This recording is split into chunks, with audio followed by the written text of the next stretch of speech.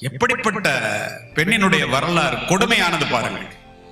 இந்த பூதப்பாண்டியனுடைய மனைவி கோப்பெரும்பெண்டு பூதப்பாண்டியன் இறந்தவுடன் தீக்குளிப்பதற்காக தன்னை தயார் செய்து கொள்கிறாள். வேறு எங்கும் நடக்கவில்லை நண்பர்களே. இந்தியாவில் நடந்ததை சொல்லுகின்றேன், தமிழிலே நடந்ததை சொல்லுகின்றேன், தமிழகத்திலே நடந்ததை சொல்லுகின்றேன். மெத்த படித்தவள் அவள். அது ஒன்றுதான் நமக்கு கிடைத்த உத்தமமான ஆதாரம், பெண் வாயிலிருந்தே பெண் கொடுமையை பற்றி.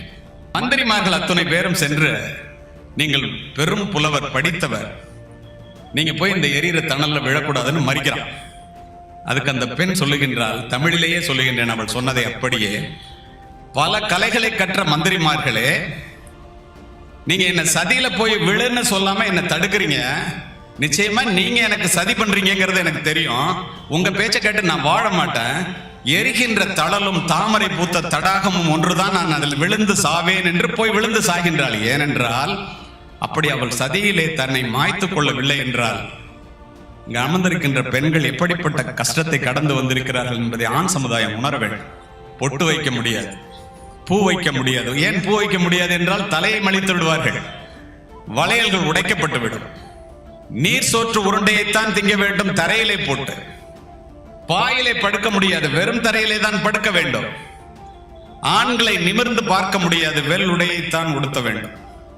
இப்படிப்பட்ட கொடுமையை நான் அனுபவிப்பதற்கு பதிலாக நான் இறப்பதே மேலென்று இறக்கின்றார். அப்படி என்றால் அந்த சங்க இலக்கிய காலத்திலே பெண் கொடுமை எப்படி இருந்திருக்கிறது என்று பாருங்கள். இன்று வரை அந்த பெண் கொடுமை நீடிப்பதற்கு காரணம், தன்னை நடு காட்டிலே தவிக்க விட்டு விட்டு சென்ற நளனை தமயந்தி மன்னித்தாள்.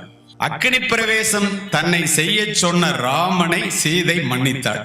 தனக்கே தெரியாமல் தன்னை சூதிலே இழந்த தருமனை பாஞ்சாலி மன்னித்தாள். தன் வாழ்க்கையை பாலாக்கிய கோவலனை கண்ணகி மன்னித்தாள்.